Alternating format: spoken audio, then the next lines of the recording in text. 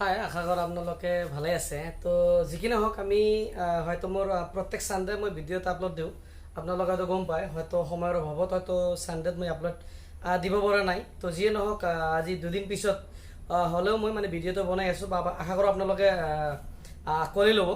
তো দ্বিতীয়তে মই এটা কথা কৈ আছোঁ, যদি আপুনি ইংৰাজীত কথা ক'ব বিচাৰে তেনেহ'লে মোৰ লগত বেছি নহয় 3 মাহ সময়ত মই কণ্টেণ্ট দিয়াবোৰ আপোনালোকে ভালদৰে অলপ ভিডিঅ'বিলাক চাব আৰু ভিডিঅ' চোৱাৰ পিছত বস্তুবিলাক চাব যে ডিটেইল বস্তুটো কি দি আছে ইন ডিটেইলছত। তো আপোনালোকে মোটামুটি মই এইটো আপোনালোকে গেৰাণ্টি দিব পাৰোঁ যে আপোনালোকে স্পকেন ইংলিছৰ যিটো প্ৰাথমিক যিটো বেছিক সেইখিনি আপোনালোকে নিজে নিজাকৈ সম্পাদন কৰিব পাৰিব।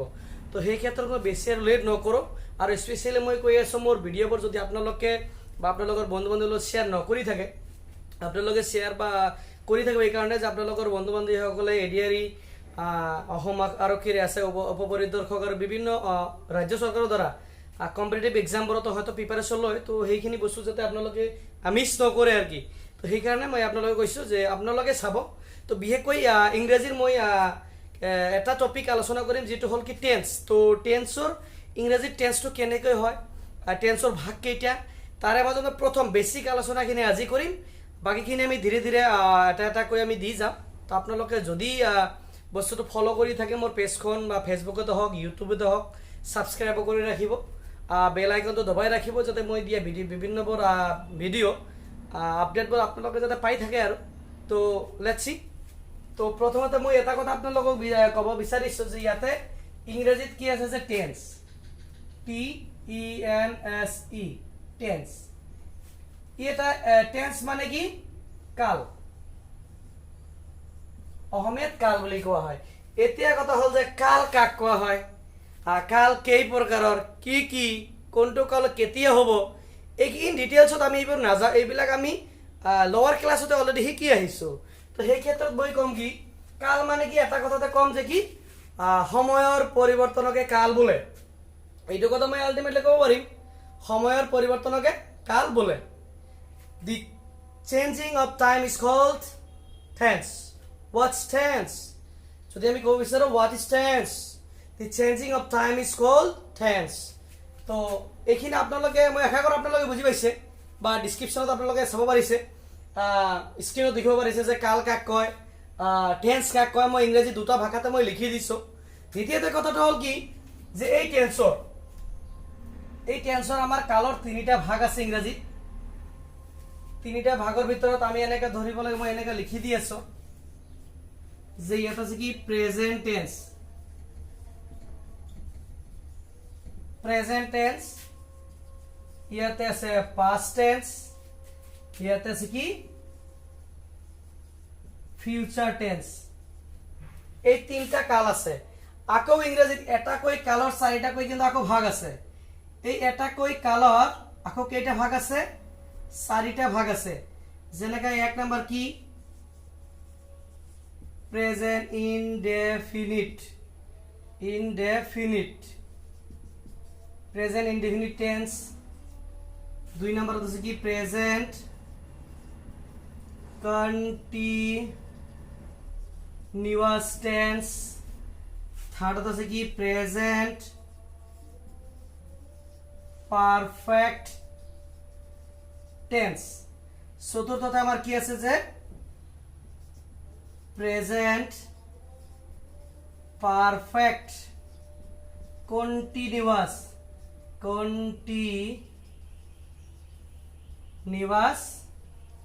টেন্স। তো এনেকৈ কৰি মই যেনেকৈ লিখিছোঁ যে এই প্ৰেজেন্ট টেন্সৰ 4টা ভাগ আমি ইয়াতে দিয়া আছে, মই লিখি দিছোঁ। আপোনালোকে ইয়াতে ষ্টাৰ মাৰ্ক দিছোঁ, আপোনালোকে চাব পাৰিব স্ক্ৰীণত। তো দ্বিতীয়তে কথাটো হ'ল কি এই প্ৰেজেন্ট টেন্সৰ যেনেকৈ 4টা ভাগ আছে, সেম তেনেকৈ আমাৰ কিন্তু পাষ্ট টেন্সৰো 4টা ভাগ আছে। যেনেকৈ কি হ'ব past indefinite, past continuous, first perfect, first perfect continuous. Similarly তাৰপিছত আমাৰ কি হয় ফিউচাৰ টেন্স মানে ভৱিষ্যৎকাল।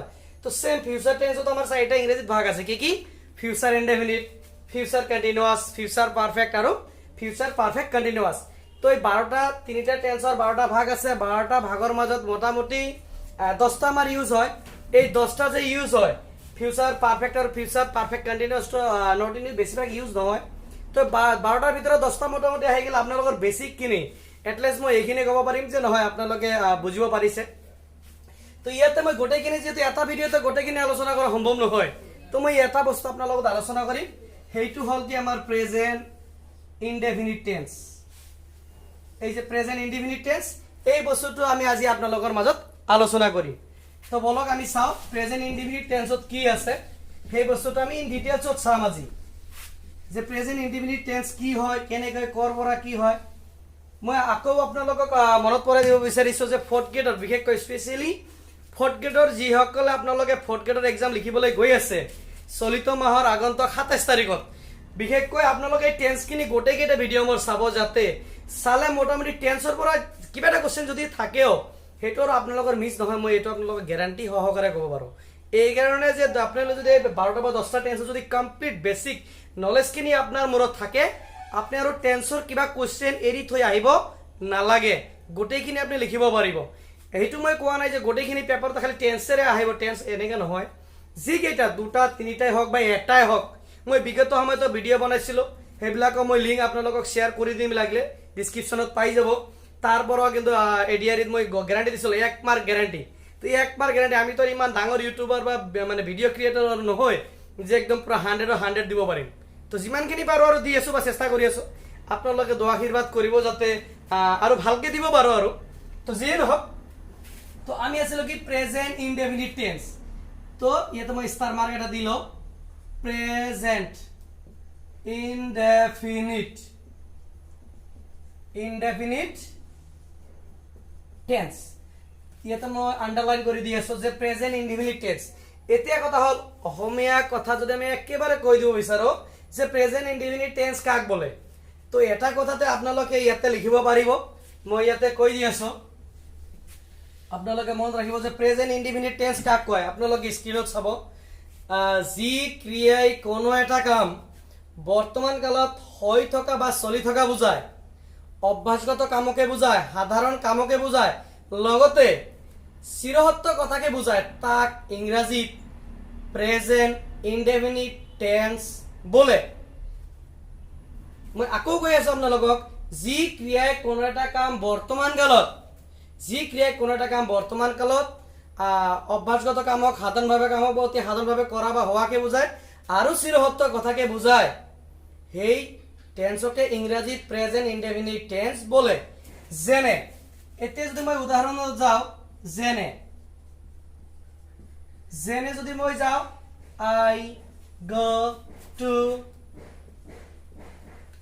স্কুল, মই বিদ্যালয়লৈ যাওঁ।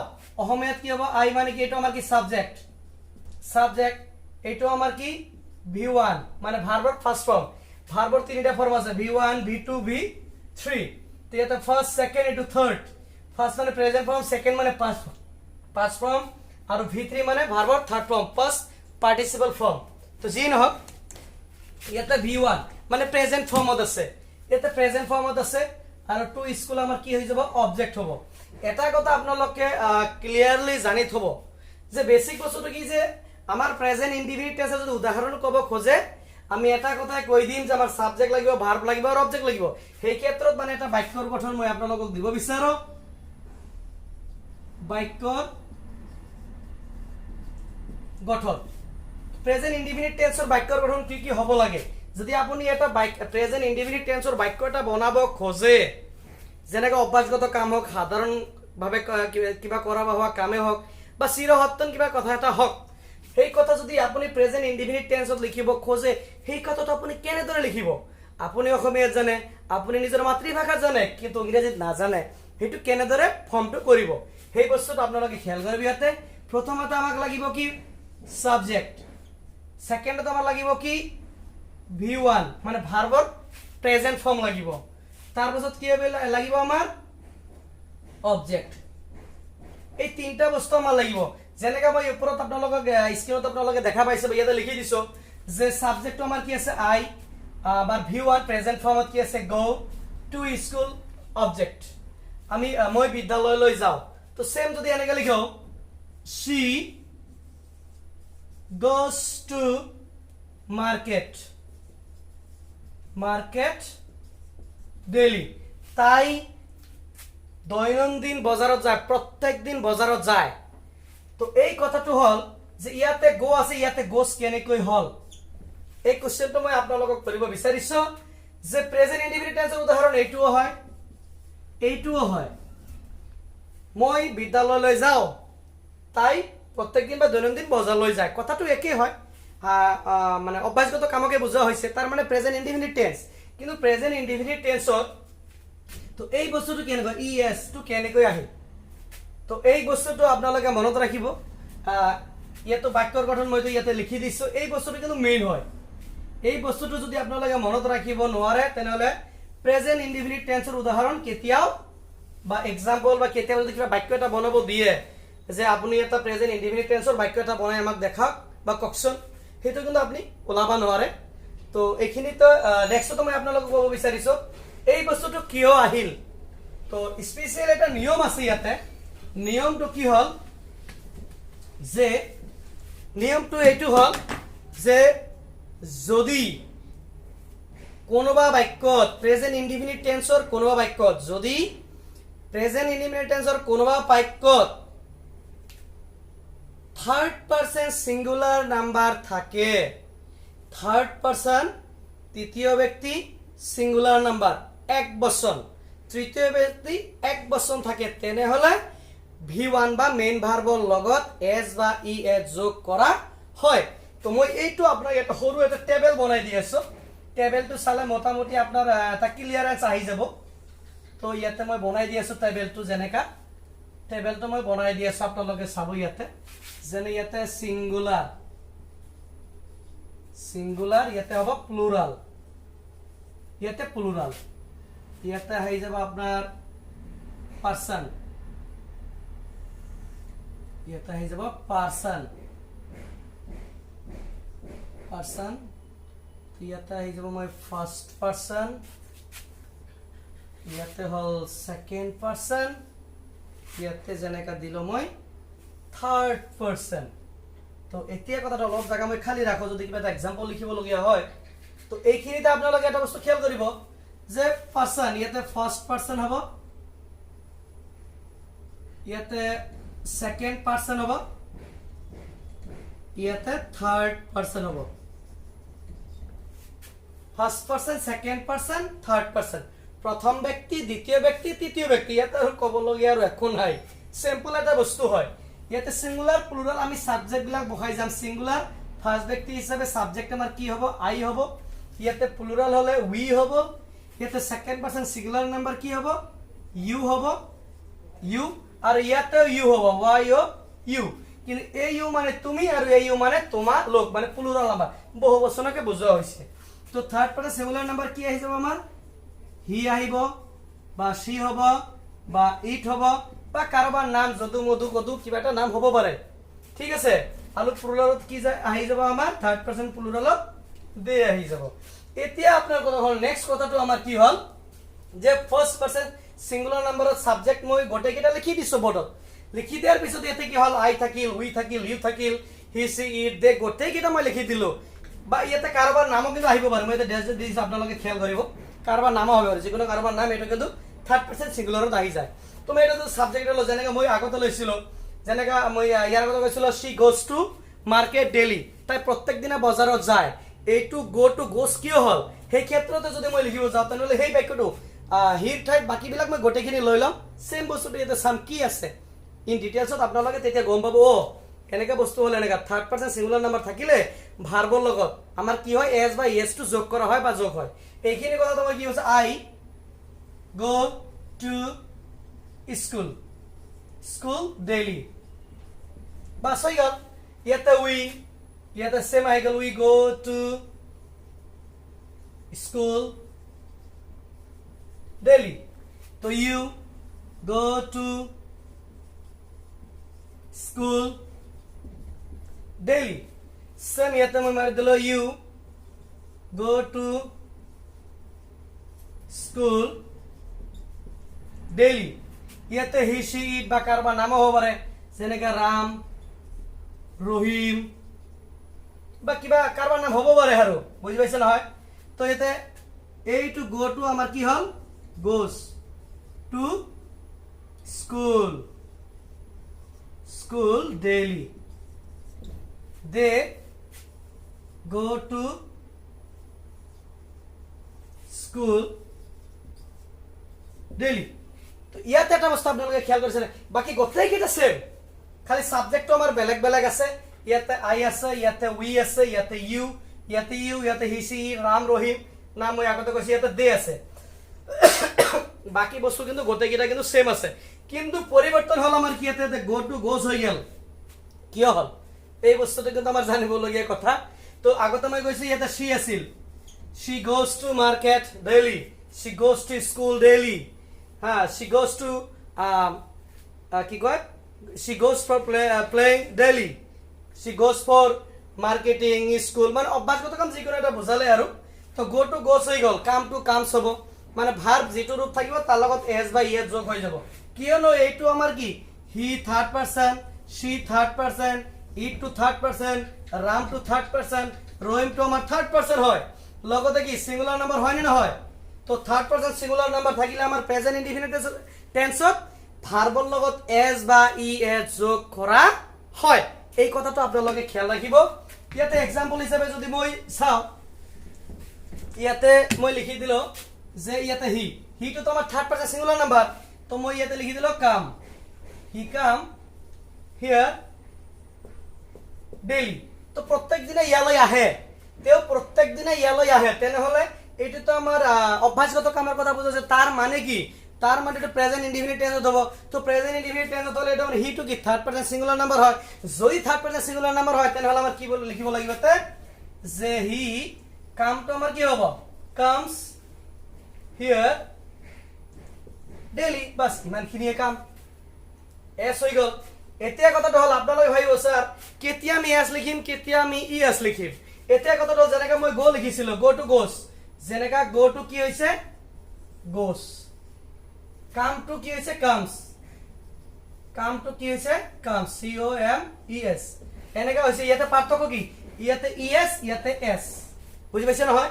ইয়াতে কথা আই ই ও ইউ। তো আমাৰ যদি ভাব মানে প্ৰথম বৰ্ণটো শেষৰ বৰ্ণটো যদি আমাৰ ভাৱেল থাকে তেনেহলে আমি ইএস যোগ কৰিম। আপোনালোকে এতিয়া ক'ব স্যাৰ ইয়াতে তো ওৰ লগত ও ভাৱেল আছে, ইএস যোগ কৰিছে ঠিকই আছে, কিন্তু ইয়াতে শেষত তো ই আছে, তেনেহলে ডাবল ইএস হ'ব লাগিছিল, সেইটো নহয়। ই যদি দিয়াই আছে তেনেহলে আমি এক্সট্রা খালি ই দিয়াৰ দৰকাৰ নাই, বাস আমি খালি এস টো বহাই দিম বাস। আৰু যদি বেলেগ কিবা থাকে তেতিয়া আমি ভাৰ্বৰ ক্ষেত্ৰত তেতিয়া আমি ইএস টো বা এস টো বহাব পাৰিম, আৰু ভাৱেল থাকিলে আমি ইএস বহাই দিম, বেলেগ ভাৱেল থাকিলে, ঠিক আছে। তো ইয়াতে মই অভ্যাসগত কাম। এতিয়া কথাটো হল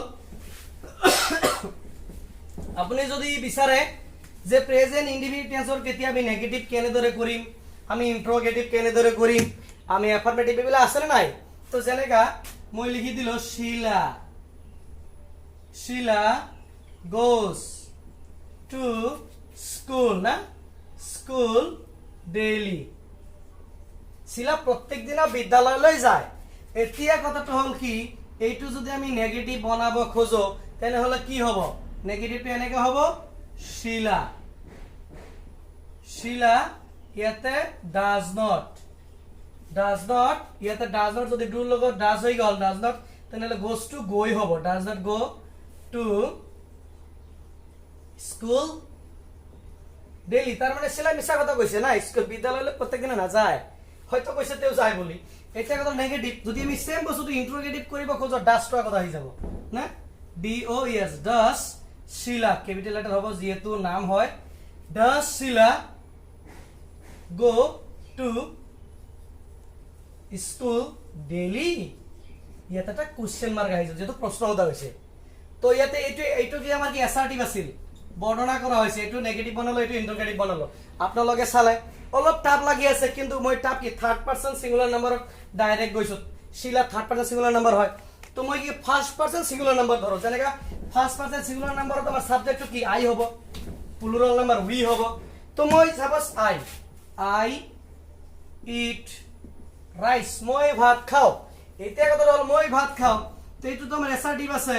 তো যদি আমি নেগেটিভ বনাব যাও কি হ'ব, আই ডু নট ইট রাইস, মই ভাত নাখাও।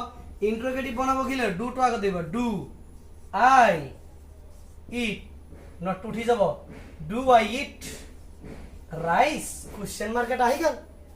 এনেকৈ কিন্তু আপোনালোকে কৰিব লাগিব তো যিয়েই নহওক মই বিশেষ নকওঁ আপোনালোকে যদি ইংৰাজীৰ বেছিকখিনি শিকিব খোজে স্পকেনৰ তো সেই বস্তুটোই আপোনালোকে অলপ চেষ্টা কৰক আগন্তুক সময়ত মোকো অলপ মানে সময় দিয়ক যাতে মই আপোনালোকক গ্ৰামাৰৰ পাৰ্টছখিনি বেছিকখিনি ভালদৰে বুজাই দিব পাৰোঁ তো আজিৰ ভিডিঅ' মই বেছি দীঘলীয়া নকৰোঁ প্ৰেজেণ্ট ইনডিফিনিট টেন্সৰ যিখিনি আছিল আজি মই ইয়াতে সামৰণি মাৰিছোঁ ধন্যবাদ